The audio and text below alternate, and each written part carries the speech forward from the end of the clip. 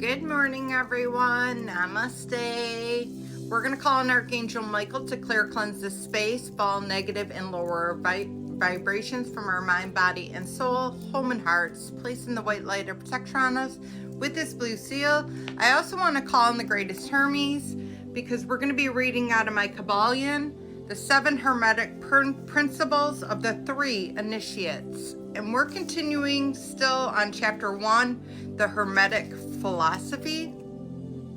And we had just talked about how Hermetic is in the sense of being a secret, sealed so that nothing can escape.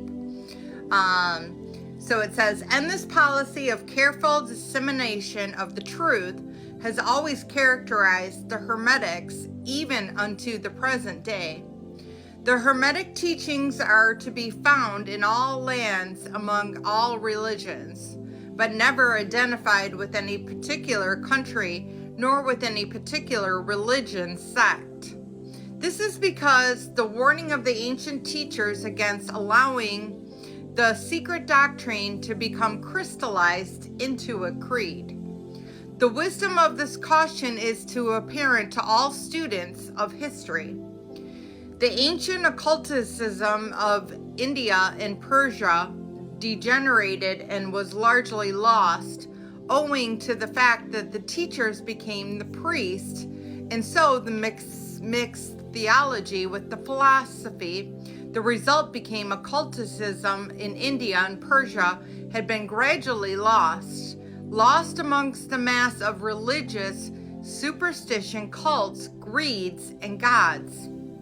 So it was the ancient Greece and Rome, so in the Hermetic teachings of the Gnostics and the early Christians, which was lost at the time of Constantine, whose iron had smothered philosophy with the blanket of theology, losing to the Christian church which was its very essence and spirit, and causing it to grope throughout centuries before it and found its way back to ancient faith. The indication apparent to all careful observers in this 20th century being that the church is now struggling to get back into its ancient mystic teachings. But there were always a few faithful souls who kept it alive, the flame, tending it carefully and not allowing its light to become extinguished. And thanks to the staunch of hearts and fearful minds, we have the truth still within us. But it is not found in books to any great extent.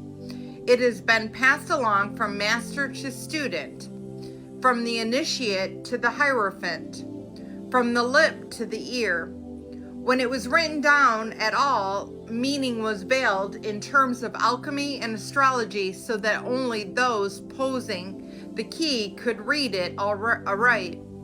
This was made necessary in order to avoid the persecution of the theologians of Middle Ages who fought the secret doctrine with fire and sword, stake, gibbet, and cross. Even to this day, there were to be found but few reliable books on the Hermetic philosophy, although there are countless references to it in many books written on various phases of occulticism. And yet the Hermetic philosophy is the only master key which opens all the doors to occult teachings. In the early days, there was a completion of certain basic Hermetic doctrines, passed on from teacher to student, which was known as the Kabbalion. The exact significance and the meaning of the term have been lost for several centuries. This teaching, however, is known to many whom it has descended from mouth to ear on and throughout the centuries. Its precepts have never been written down or printed. So far as we know, it was merely a collection of axioms and precepts which were non-understandable to outsiders, but which were readily understood by students. After the axiom, maximum, and the precepts have been explained and exemplified by the Hermetic initiates to their neophytes, These teachings really constitute the basic principles of the art of Hermetic alchemy, which is contrary to the general belief dealt in the mastery of mental forces rather than material elements, the transmutation of the kind of mental vibration into others, instead of the changing of one kind of metal into another. The legends of the philosopher's stone, which would turn base metal into gold, was the allegory relating to the Hermetic philosophy, readily understood by all students of true Hermeticism.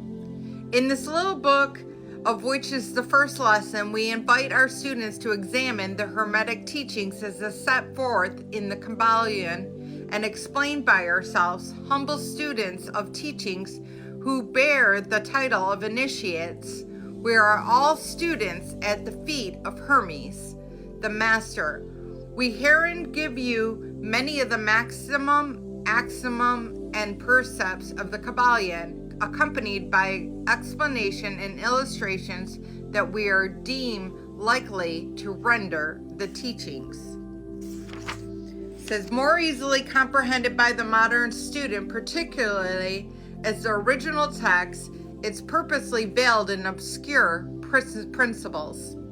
The original maximum, axiom, and precepts of the Kybalion are printed here in italics and the proper credits being given.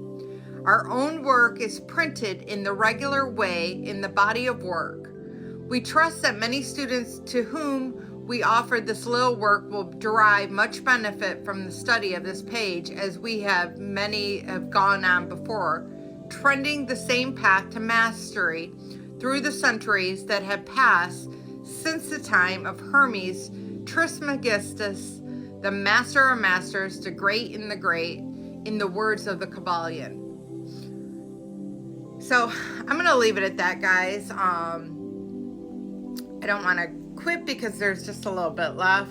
But I am going to, because that is a ton to digest. But I understand what they're trying to say here. But I'm going to leave that for you to ponder because I think I've already said enough. But I love you all. Have a blessed day. Namaste.